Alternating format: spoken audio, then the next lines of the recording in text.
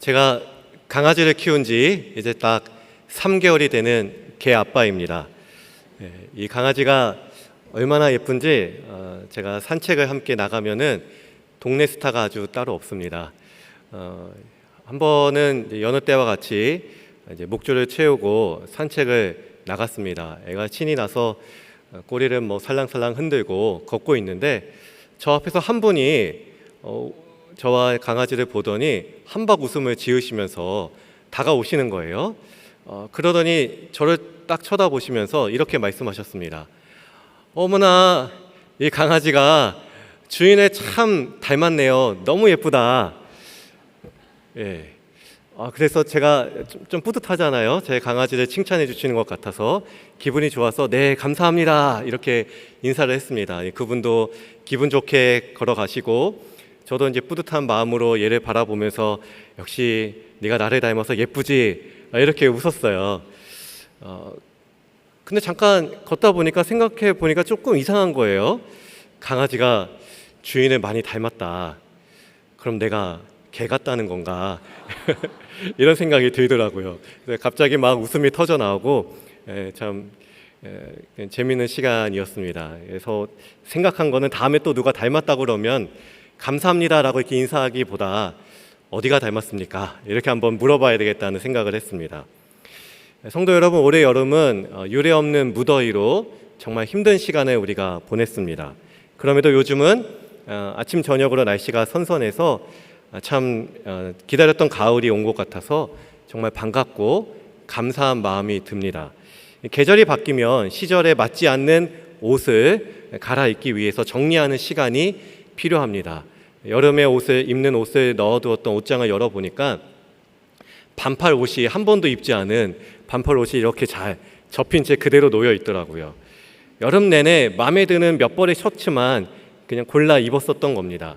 그 중에는 새 옷도 있지만 아주 오래 전부터 입고 있던 제 둘째 아이가 중학교 2학년인데 그 아이가 태어나기 전에도 입고 있었던 그 옷을 올 여름에도 여러 차례 입었더라고요.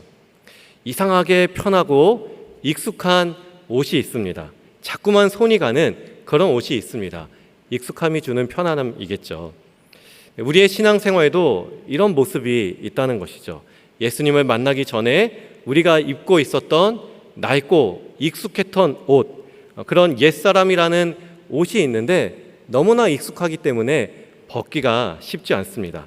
편안하게 느껴져서 하나님께서 보시기에 낡고 더러운지도 모른 채 계속 입고 싶어 하는 것입니다. 예수님을 만난 이후 분명 옷을 갈아입었는데도 불구하고 자꾸만 예전에 입었던 그 옷을 꺼내보고 싶고 입어보고 싶은 그런 옷이 우리에게 있습니다. 여러분은 스스로를 그리스도인이라 생각하십니까? 그렇다면 우리가 그리스도인이라는 것을 어떻게 증명합니까? 성경 지식입니까? 아니면 교회 직분입니까? 교회를 출석하는 기간입니까? 성경은 이렇게 말씀합니다. 단 한 가지, 우리가 그리스도를 닮아가고 있는가?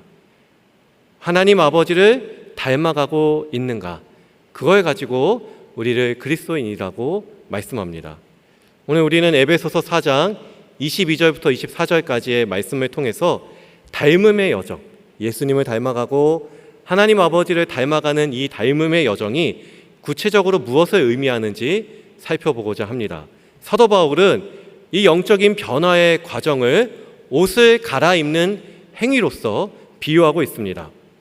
계절이 바뀌면 철진한 옷을 정리하고 새로운 계절에 맞는 옷을 꺼내 입듯이 우리의 영적인 삶에도 반드시 바꿔야 되는 필요한 옷을 정리하는 시간이 있어야 된다는 것입니다. 오늘 말씀을 통해 우리의 영적인 옷장을 열어보셔서 우리가 단호히 벗어버려야 하는 옷이 무엇인지 바라보고 또 무엇을 온전히 입어야 하는지 그런 옷들을 찾아보는 시간이 될 수 있기를 원합니다. 첫째, 우리는 옛사람을 벗어버려야 합니다. 오늘 본문 22절 말씀을 함께 읽겠습니다. 너희는 유혹의 욕심을 따라 썩어져가는 구습을 따르는 옛사람을 벗어버리고. 먼저 22절은 우리에게 단호하게 명령합니다. 옛사람을 벗어버려라. 여기서 옛사람은 우리가 예수님을 만나기 이전에 입고 있었던 낡은 옷, 그러나 익숙한 옷입니다. 이 옷은 바로 나라는 이름이 크게 새겨져 있는 자기 중심적인 자아를 나타내는 옷입니다. 하나님이 계셔야 할 내 삶의 왕자에 하나님이 앉지 않고 바로 내가 앉아있는 자기 중심적인 옷, 내 감정이 우선이고 내 이익이 먼저이고 내 중심으로 살아가는 그런 상태, 그것이 바로 내가 입고 있었던 옛사람의 옷, 그 옷의 본질입니다. 근데 오늘 말씀은 이 옛사람이 유혹의 욕심이라는 특징이 있다라고 말씀합니다. 욕망은 우리를 끊임없이 유혹을 하는 것이죠. 남보다 높아지는 것이 가장 행복한 삶이라고, 남을 짓밟아서라도 내가 더 인정받는 것이 행복한 삶이라고 우리를 유혹합니다. 그리고 이 옷에서는 썩어져가는 구습의 악취가 난다고 말씀합니다. 자기 의를 내세우는 판단의 습관, 자기 감정을 앞세우는 관계의 습관, 자기 이익을 챙기는 행동의 습관들이 썩어져가는 구습의 악취 냄새입니다. 여러분, 이 옷을 입고 있을 때 우리의 영혼이 어떻게 됩니까? 이 옷은 입으면 입을수록 우리의 영혼을 부패시키고, 입으면 입을수록 우리가 처한 공동체를 죽음으로 인도하는, 병들게 하는 사망의 옷과 같습니다. 그래서 하나님은 이 옷을 벗어버리라고 명령하십니다. 적당히 수선해서 입어보라는 말씀이 아닙니다. 완전히 벗어 던지라, 이렇게 말씀하십니다. 어쩌면 우리 중에는 이 옷이 편안하고 익숙해서 미련을 버리지 못하는 분이 있을지도 모르겠습니다. 하지만 그 옷은 입으면 입을수록 교만으로 옷깃이 뻣뻣하게 굳어버려서 입을수록 내 살을 찌르는 옷과 같습니다. 또한 그 옷을 짜는 실은 변명과 핑계로 짜여진 실이어서 아주 작은 어려움만 겪어도 금방 찢어지는, 그래서 내가 수치를 겪게 되는 그런 옷과도 같습니다. 벗어버리다로 번역된 헬라어 아포테스타이는 단순히 우리가 옷을 벗는 행위를 넘어서 어떤 상태를 완전히 멈춰버린다는 그런 뜻을 갖고 있습니다. 즉, 하나님께서는 우리에게 자기 중심적인 자아로 살아가고 있는 그 삶의 상태를 좀 벗어나 봐라, 이런 의미가 아니라 단호하게 멈추라고 명령하시는 것입니다. 하나님을 따라 사는 삶, 하나님을 닮아가는 삶이란 옛사람과의 결별을 단호하게 멈추는, 그렇게 옛사람과의 결별을 선언하는 결단에서부터 시작할 수 있습니다. 두 번째는 심령이 새롭게 되어야 합니다. 옛사람의 옷을 단호하게 이별하고 벗었다고 해서 모든 것이 끝나는 것은 아닙니다.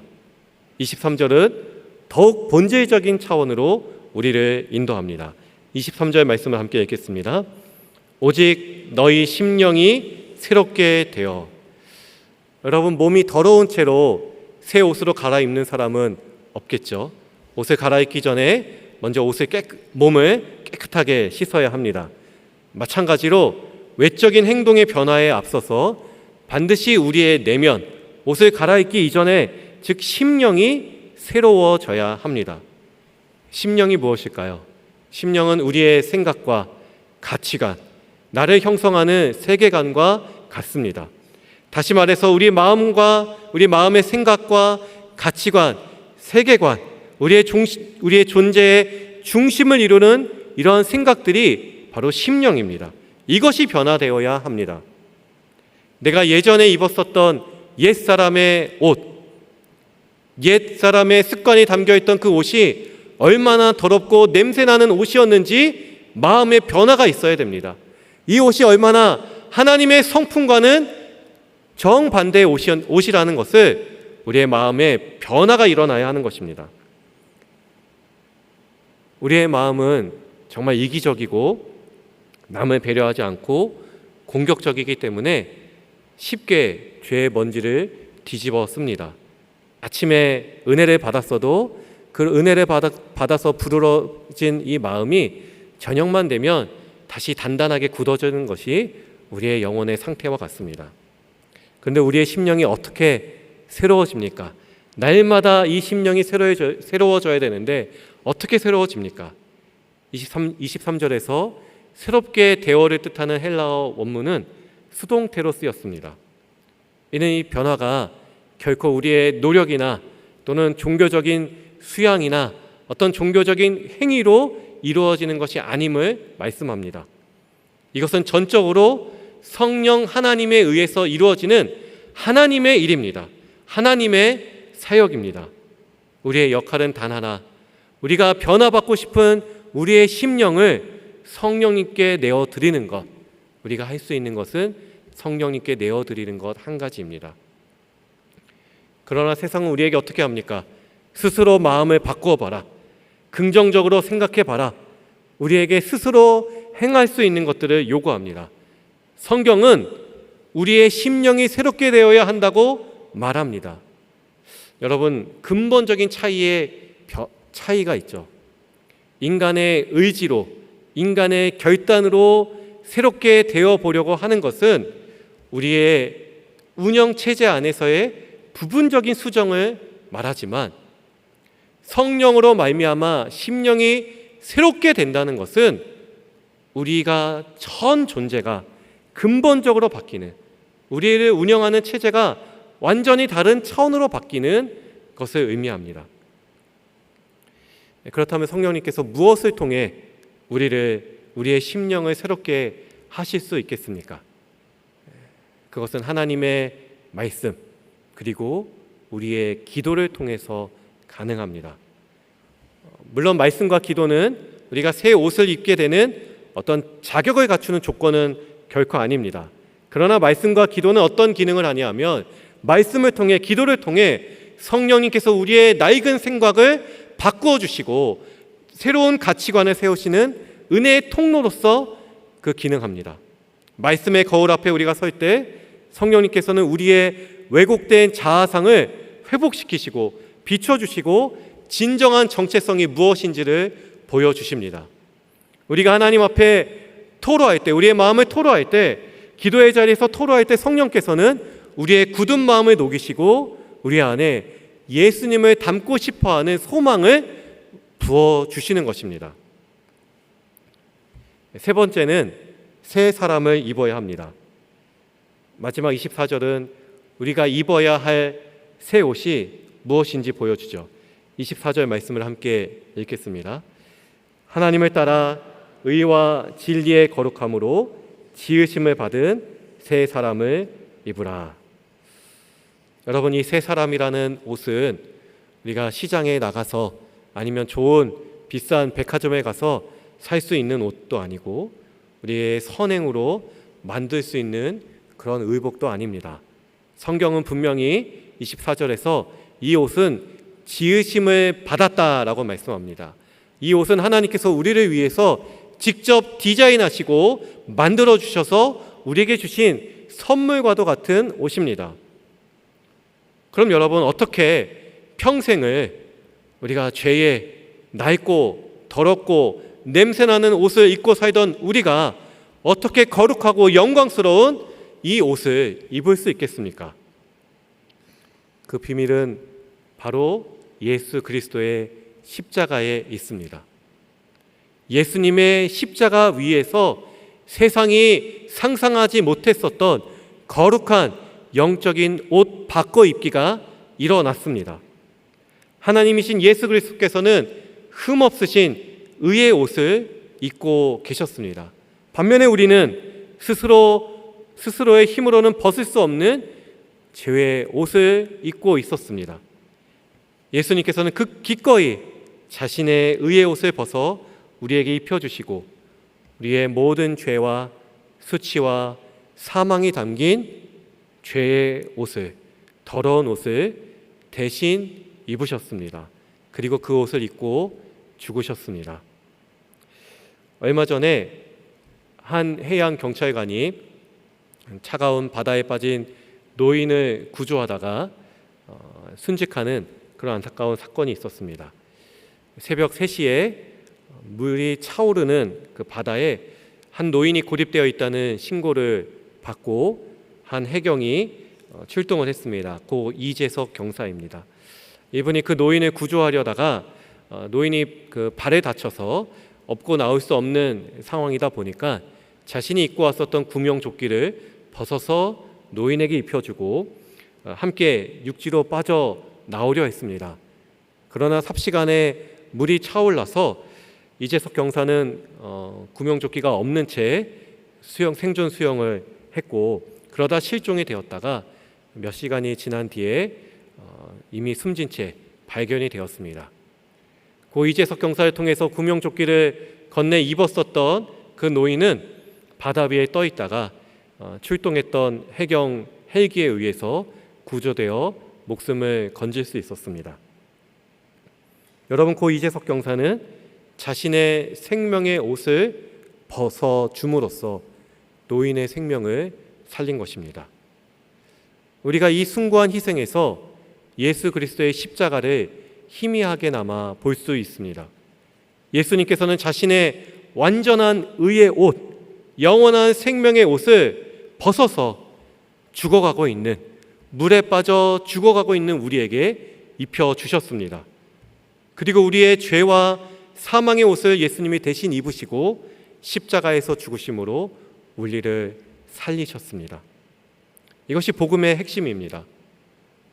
우리가 입게 된 새 사람이라는 옷은 바로 예수 그리스도 자신입니다.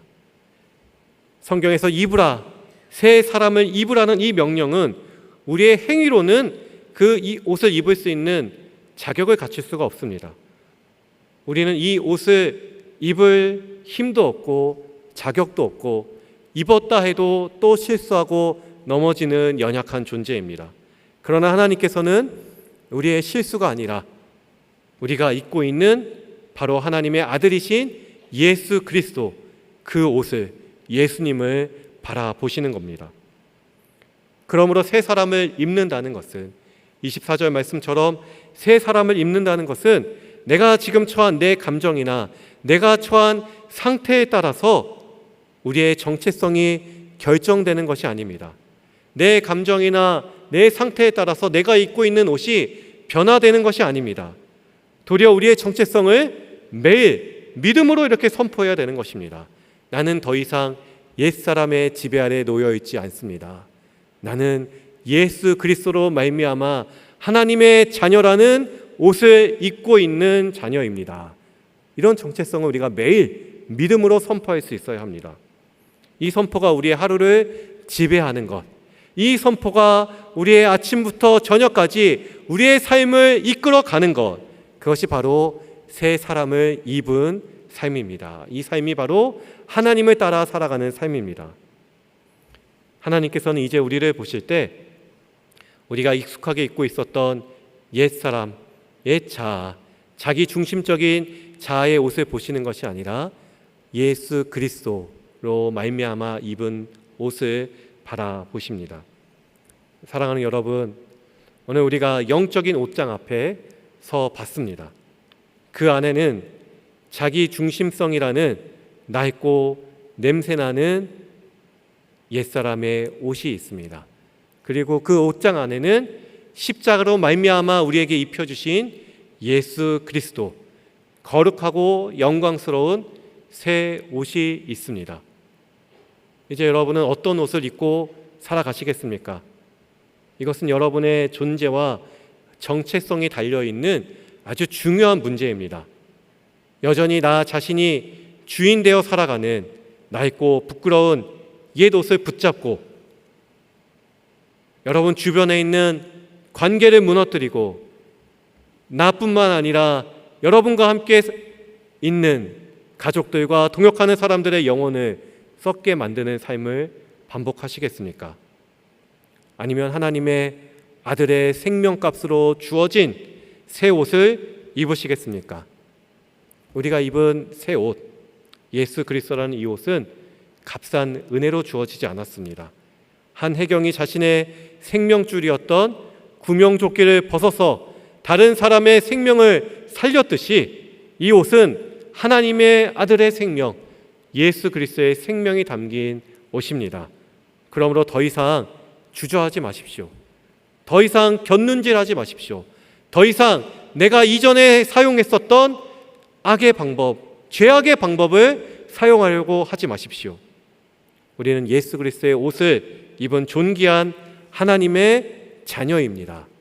이 정체성을 여러분 자신에게 매일매일 선포하면서 이 옷을 입은 자로 합당하게 살아가시기 바랍니다.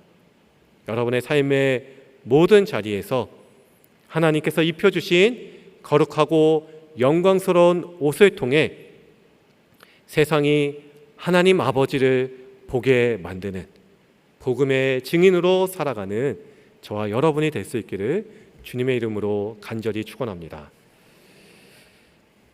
하나님 아버지, 죄로 얼룩진 우리의 옛 옷을 벗기시고 십자가의 보혈로 깨끗하게 하시고 예수 그리스도의 영광스러운 새 옷을 입혀주셔서 감사합니다.